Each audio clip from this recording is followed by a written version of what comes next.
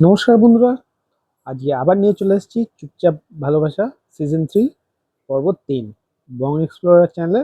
তোমাদেরকে সবাইকে স্বাগত। তো চলো শুরু করছি আজকের গল্প। কলেজের করিডোরে মেঘলা আর ঋষি একসাথে হাসছে, হাসি, গল্প আর শেয়ার নোটস। অরিত্য দূর থেকে দেখছে, তার চোখে রাগ, মুখে শূন্যতা। হঠাৎ সে তাদের সামনে এসে দাঁড়ায়।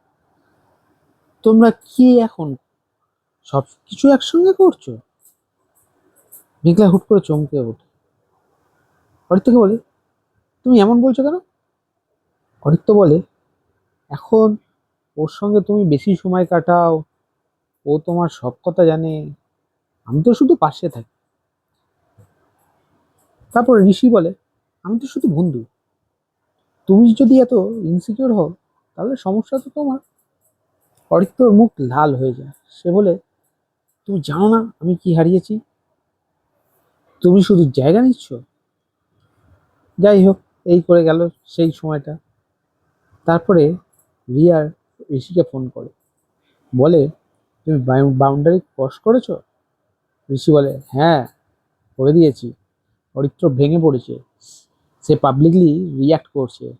মেঘলা এখন কনফিউজড হয়ে গেছে। রিয়া বলছে, ভালো, তুমি এখন মেঘলার পাশে দাঁড়াও, তাকে বোঝাও তুমি স্টেবিলিটি, আর অরিত্র শুধু গিল্ট।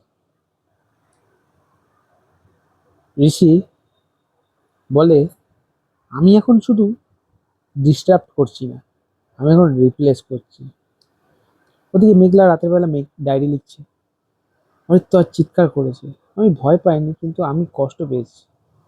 কিন্তু ঋষি শান্ত স্টেডিভাবে ব্যাপারটা হ্যান্ডেল করে নিচ্ছে। আমি বুঝতে পারছি না কি হচ্ছে, কি হতে চলেছে।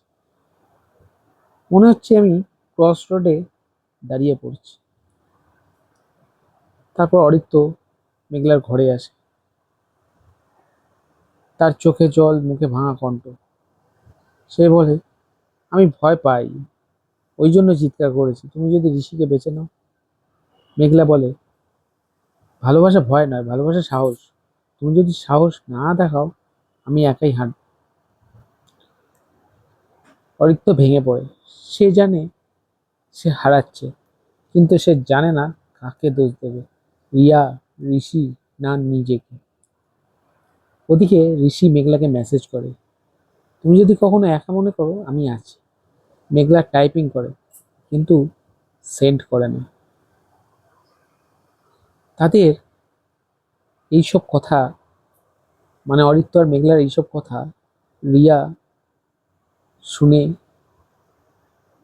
খুব মজা পায়। সে বলে, ভালোবাসা ভাঙে না, ভালোবাসা ভাঙে যখন ভয়ে ঢুকে পড়ে। আমি শুধু ভয় ছড়িয়ে দিয়েছি, তারা নিজেরাই নিজেদের সম্পর্ক ভাঙছে। এইভাবেই শেষ হয় আজকের পর্ব 3। তো চলো, তোমাদের যদি ভালো লাগে অবশ্যই লাইক করো, কমেন্ট করে জানিও কেমন হয়েছে, আর সাবস্ক্রাইব করতে ভুলো না। তো চলো, আজকের মতো টাটা।